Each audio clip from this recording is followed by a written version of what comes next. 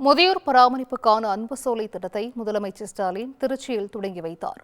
பகல் நேரங்களில் மட்டும் செயல்படும் அன்பு சோலை மையங்களில் முதியவர்களுக்கு மதிய உணவு, சிற்றுண்டி வழங்கப்படும்.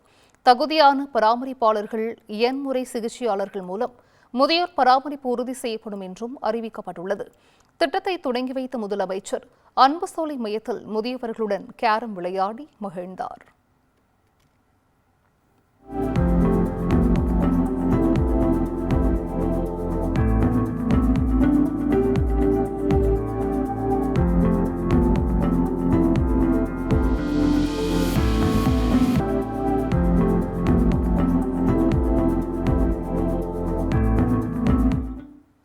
மதுரை, கோவை, சேலம், ஈரோடு, வேலூர் உள்ளிட்ட 10 மாநகராட்சிகளில் தலா 2 அன்பு சோலை மையங்கள், தொழில் மாவட்டங்களான ராணிப்பேட்டை, கிருஷ்ணகிரியில் தலா 1 மையம், சென்னை மாநகராட்சியில் தண்டையார்பேட்டை, சோழிங்கநல்லூர், விருகம்பாக்கம் ஆகிய இடங்களில் தலா 1 மையம் என மொத்தம் 25 அன்பு சோலை மையங்கள் 10 கோடி ரூபாயில் தொடங்கப்படுகின்றன.